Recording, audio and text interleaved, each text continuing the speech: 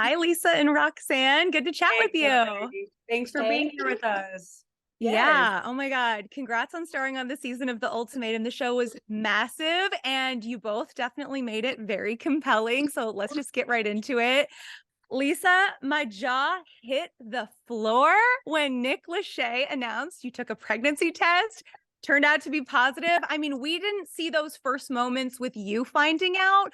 What was going through your head when you initially took that test? Oh my God. I was literally so nervous. I was distraught. It was just so many emotions going on at the time because of how intense the experiment already was for me. So it was just, I didn't know what to think at the time. And I got to ask Roxanne, I love your ambition and I love that you started your own company.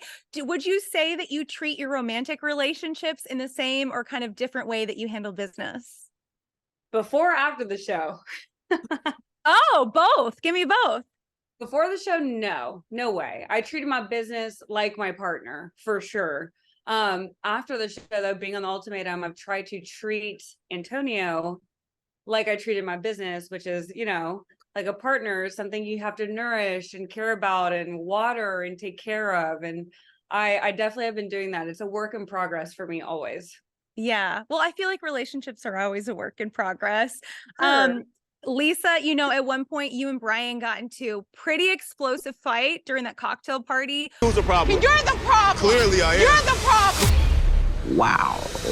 What was kind of going through your head at that time? And what do you feel like you learned about yourself after, sharing that difficult moment? Honestly, during the cocktail party, like my emotions were all over the place. I like even they were intense even stepping into the cocktail party. And I mean, as you can see on the show, I kind of ran to Roxanne for like comfort during that moment, but it was just too much.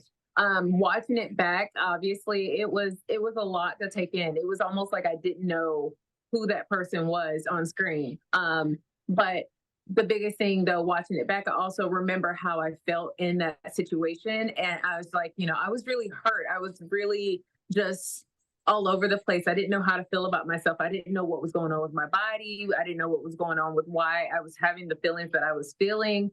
And so it offered me comfort after finding out that I was pregnant that, okay, now I understand why. Although I still take full accountability for my actions during that time, I would have obviously done it way differently looking back on it. But during that time, it was a lot, girl.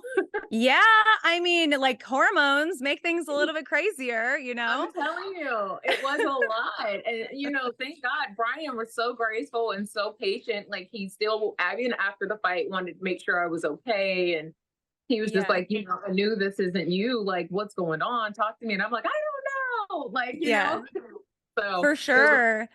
Do either of you have any regrets or is there anything you would do differently, about your time filming this experience? No, I wouldn't. I wouldn't say there were any regrets necessarily. I felt like I was really close-minded about marriage going into it. As a 32-year-old woman, I was super close-minded. I was like, I've made my mind up about how I feel about marriage and love and committing and being on the ultimatum. Totally, it changed my mind. I'm an engaged woman now, which, like I said, baby steps, work in progress, Yeah. something I would have never done. So no Yeah. regret. Cool.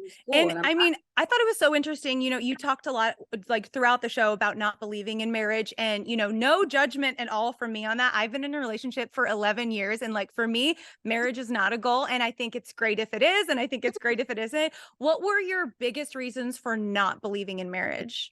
I think that, well, it's a lot of things. So in a quick wrap up, for me, my mom is from Iran and my grandma, she was married at 15, right? And my mom came to the United States at 18 and a lot of women don't have the right to say who they want to marry or when they want to get married. And I think my mom instilled this independence in me and maybe I took it a little too far and I was like, I'm going to be super independent and I don't need to lean on a man ever my entire life.